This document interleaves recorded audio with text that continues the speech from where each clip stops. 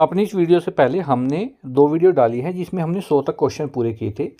आज हमारा कृषि का जो है 101 से क्वेश्चन स्टार्ट करते हैं और इसमें पहला है हमारा आज 101 नंबर पर कद्दू वर्ग में कौन कौन सी सब्जी आती हैं।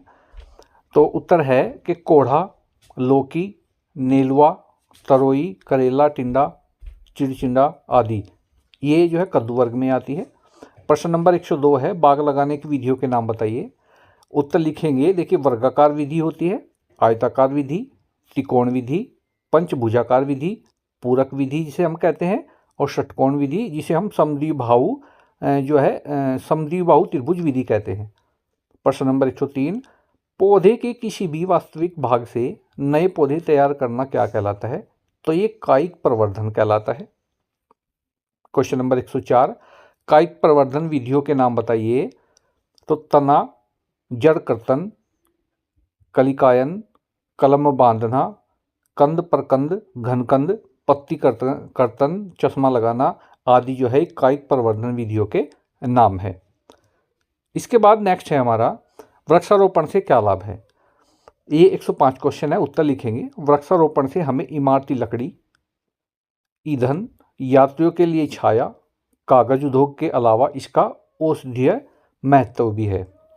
इसके बाद 106 है वृक्षारोपण द्वारा किस चीज़ को रोका जा सकता है। तो देखिए वृक्षारोपण द्वारा बिगड़ते पर्यावरण तथा मृदा कटाव यानी कि सॉइल इरोशन को सुधारा जा सकता है।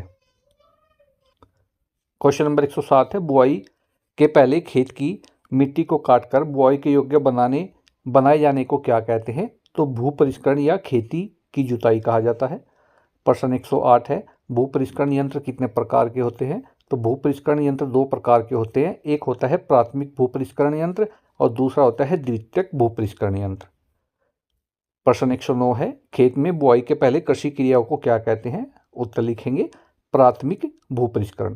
प्रश्न 110 है बुआई के बाद खड़ी फसल में की जाने वाली कृषि क्रियाएं जैसे निराई गुड़ाई, मिट्टी चढ़ाना आदि को क्या कहते हैं। तो ये द्वितीयक भू परिष्करण कहलाता है। क्वेश्चन 111 जुताई के यंत्रों को कितने भागों में बांटा जा सकता है।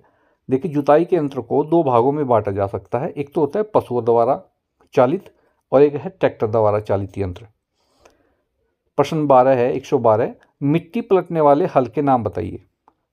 तो मेस्टन हल, शाबाश हल, तवेदार हल, कल्टीवेटर और हैरो ये मिट्टी पलटने वाले हल हैं।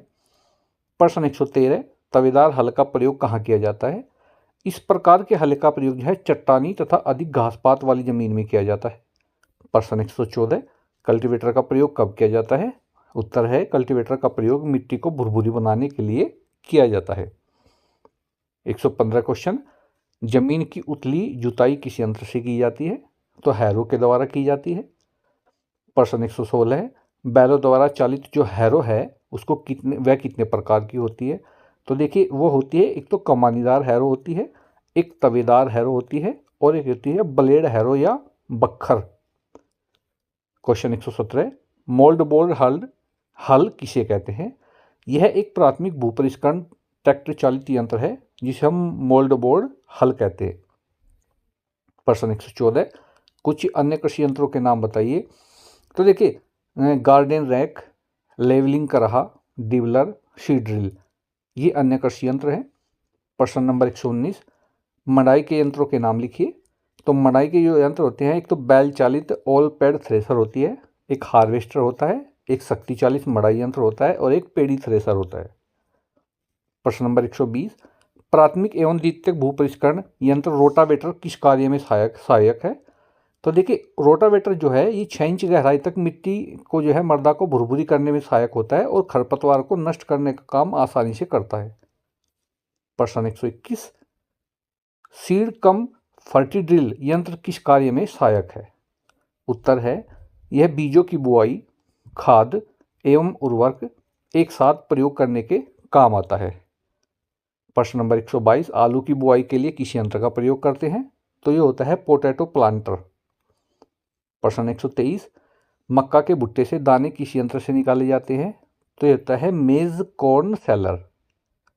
प्रश्न नंबर 124 हंसिया कितने प्रकार की होती है या हंसिया कितने प्रकार का होता है। तो 2 प्रकार का हंसिया होता है, एक साधारण हंसिया होता है और एक दांतेदार हंसिया होता है। प्रश्न नंबर 125, खेतों में छिद्र किस यंत्र से बनाए जाते हैं? तो डिबलर के द्वारा खेतों में छिद्र बनाए जाते हैं। प्रश्न नंबर 126, सिंचाई के साधनों के नाम बताइए। तो कुआं, तालाब, नहर तथा नलकूप आदि सिंचाई के साधन हैं। प्रश्न नंबर 127, सिंचाई की विधियों के नाम बताइए। उत्तर में हम लिखेंगे क्यारी विधि, कुंड विधि, थाला विधि, छिड़काव विधि, ड्रिप टपक विधि, जल पलवन या प्रवाह विधि, बरहा विधि। ये जो है सिंचाई की विधियां हैं। प्रश्न नंबर 128, खेतों में सिंचाई हेतु जल पलवन या प्रवाह विधि क्या है? तो यह विधि खेतों में पलवा करने या धान की सिंचाई करने हेतु प्रयोग में लाई जाती है। प्रश्न नंबर 129, खेतों में सिंचाई हेतु क्यारी विधि क्या है? सिंचाई की इस विधि में खेत को समतल करके एक और थोड़ी सी ढलान दे दी जाती है। इस विधि में खेत में छोटी छोटी क्यारियां बना लेते हैं। प्रश्न नंबर 130 है, फसलों की कोई दो पंक्तियों के बीच बनी पतली नाली को क्या कहते हैं? तो कुंड कहलाया जाता है। प्रश्न नंबर 131, गन्ना, आलू, चुकंदर, शकरकंद आदि मेड़ों पर बोई जाने वाली फसलों की सिंचाई किस विधि से की जाती है? तो ये कुंड विधि से की जाती है।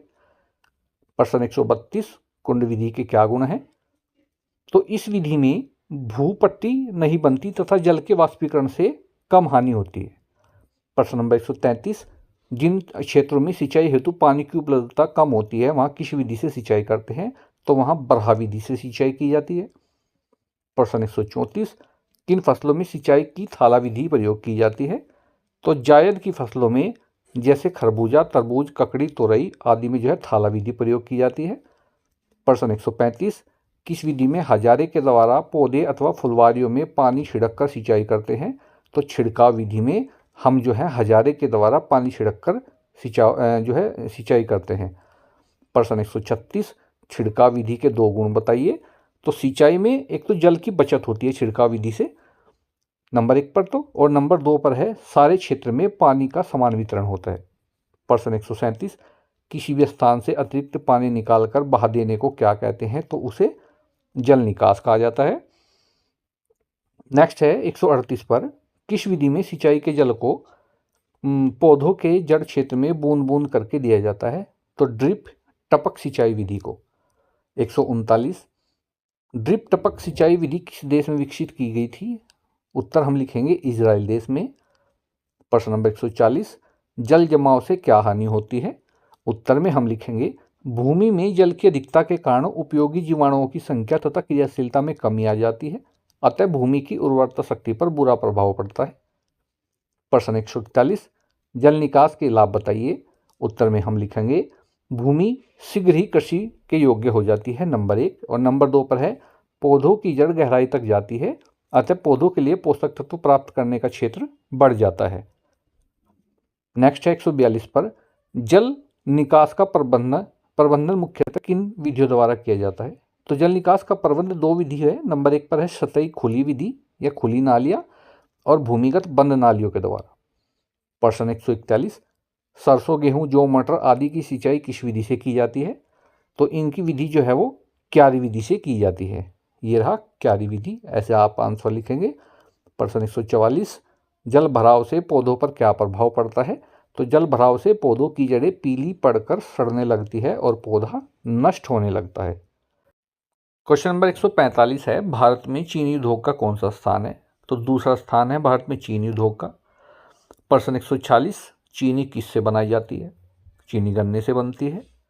प्रश्न 147, उत्तर प्रदेश के कुल कितने क्षेत्रफल गन्ने की खेती की जाती है? तो 18.57% भूभाग पर जो है उत्तर प्रदेश में गन्ने की खेती की जाती है। क्वेश्चन नंबर 148, गन्ने की फसल को कैसी जलवायु की आवश्यकता है? तो गर्म और तर जलवायु, औसत वर्षा जो है 75 से 90 सेंटीमीटर। गन्ने की खेती के लिए कैसी मिट्टी उत्तम होती है? तो दोमट या मटियार दोमट मिट्टी। प्रश्न 150, गन्ने की बुआई किस विधि से की जाती है? तो देखिए गन्ने की विधि दो विधि होती है बुआई करने की। एक तो होती है सिरे से सिरे को मिलाकर, सिरे से सिरे को मिलाकर, और एक विधि होती है गन्ने के लिए अखवे से अखवे को मिलाकर, आँख से आँख मिलाकर के रख देते हैं और गन्ने की बुआई होती है। हमने आपको 150 जो है इससे पहले 100 क्वेश्चन कराए थे, 150 क्वेश्चन हमने इस वीडियो में करा दिए हैं। आपके लिए 151वां जो क्वेश्चन है यहाँ से स्टार्ट करेंगे हम अगली वीडियो में। आप हमारे चैनल को सब्सक्राइब कर वीडियो को लाइक और शेयर अवश्य करें और हम इस प्रकार की सीरीज जो है आपकी हर सब्जेक्ट की लेकर के आएंगे। धन्यवाद।